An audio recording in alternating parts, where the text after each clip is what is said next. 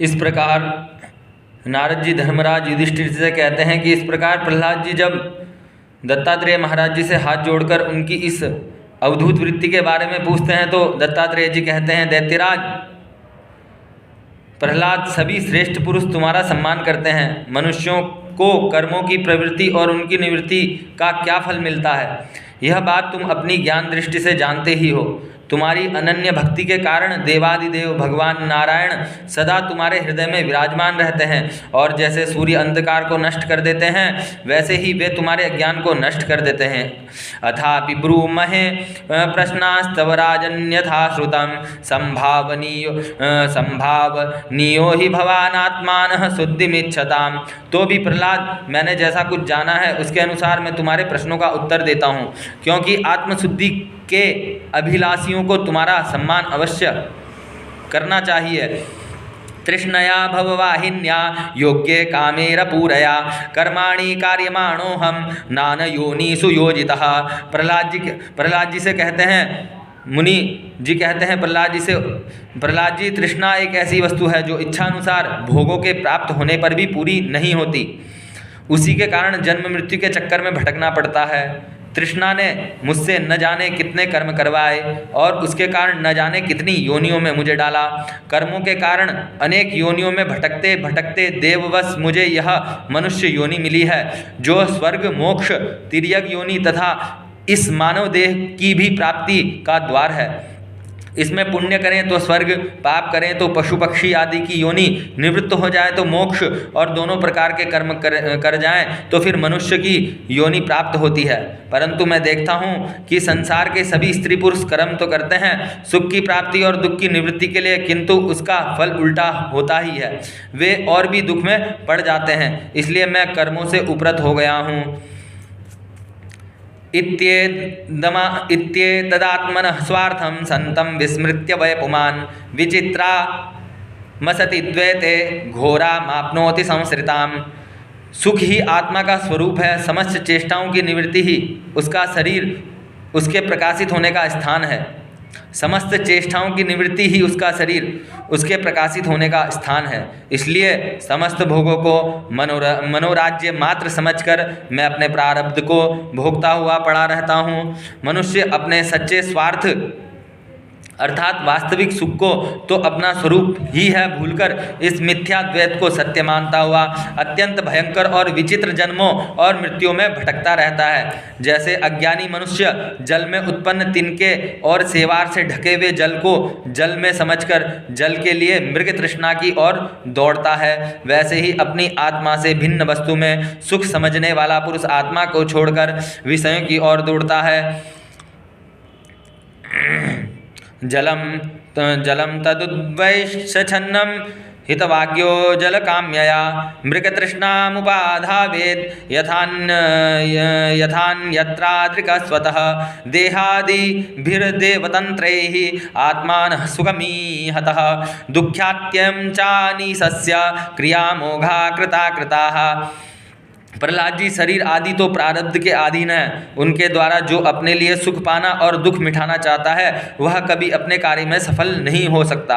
उसके बार बार किए हुए सारे कर्म व्यर्थ हो जाते हैं। मनुष्य सर्वदा शारीरिक, मानसिक आदि दुखों से आक्रांत ही रहता है। मरणशील तो है ही। यदि उसने बड़े श्रम और कष्ट से कुछ धन और भोग प्राप्त कर भी लिया तो क्या लाभ है। लोभी और इंद्रियों के वश में रहने वाला धनियों का दुख तो मैं देखता ही रहता हूँ। भय के मारे उन्हें नींद नहीं आती। सब पर उनका संदेह बना रहता है। जो जीवन और धन के लोभी हैं वे राजा, चोर,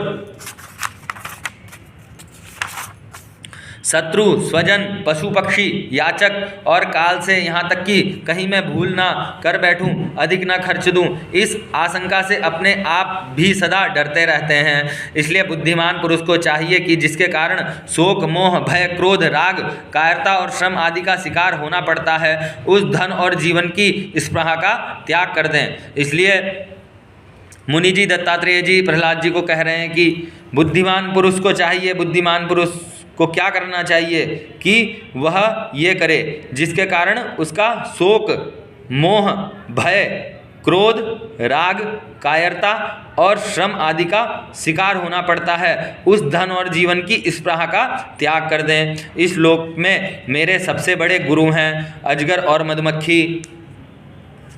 उनकी शिक्षा हमें वैराग्य और संतोष की उनकी शिक्षा से हमें वैराग्य और संतोष की प्राप्ति हुई है। मधुमक्खी जैसे मधु इकट्ठा करती है, वैसे ही लोग बड़े कष्ट से धन संचय करते हैं, परंतु दूसरा ही कोई उस धन राशि के स्वामी को मारकर उससे छीन लेता है। इससे मैंने यह शिक्षा ग्रहण की कि विषय भोगों से विरक्त ही रहना चाहिए। मैं अजगर के समान निश्चेष्ट पड़ा रहता हूँ और देववश जो कुछ मिल जाता है उसी में संतुष्ट रहता हूँ, और यदि कुछ नहीं मिलता तो बहुत दिनों तक धैर्य धारण कर यूँ ही पड़ा रहता हूँ। कभी थोड़ा अन्न खा लेता हूँ तो कभी स्वादिष्ट तो कभी नीरस बेस्वाद, और कभी अनेकों गुणों से युक्त तो कभी सर्वथा गुणहीन।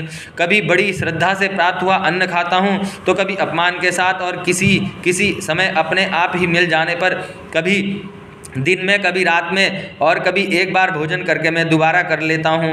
मैं अपने प्रारब्ध के भोग से ही संतुष्ट हूँ, इसलिए मुझे रेशमी या सूती, मृगचर्म या चीर बत्कल या और कुछ जैसा भी वस्त्र मिल जाए वैसा ही पहन लेता हूँ। कभी मैं पृथ्वी, घास, पत्ते, पत्थर या राख के ढेर पर ही पड़ा रहता हूँ, तो कभी दूसरों की इच्छा से महलों में, पलंगों और गद्दों में सो लेता हूँ। दैत्यराज, कभी नहा धोकर शरीर में चंदन लगाकर सुंदर वस्त्र, फूलों के हार और गहने पहन रथ आदि और घोड़ों पर चढ़कर चलता हूँ, तो कभी पिशाच के समान बिल्कुल नंग धड़ंग विचरता हूँ। मनुष्यों के स्वभाव भिन्न भिन्न होते ही हैं, अतः न तो मैं किसी की निंदा करता हूँ और न स्तुति। मैं केवल इनका परम कल्याण और परमात्मा से एकता चाहता हूँ। सत्य का अनुसंधान करने वाले मनुष्यों को चाहिए जो नाना प्रकार के पदार्थ और उनके भेद विभेद मालूम पड़ रहे हैं उनको चित्तवृत्ति में हवन कर दे।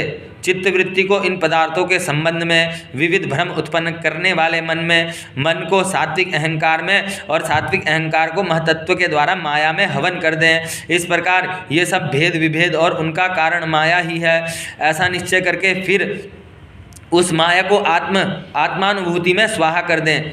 इस प्रकार आत्म साक्षात्कार के द्वारा आत्मस्वरूप में स्थित होकर निष्क्रिय एवं उपरत हो जाएं।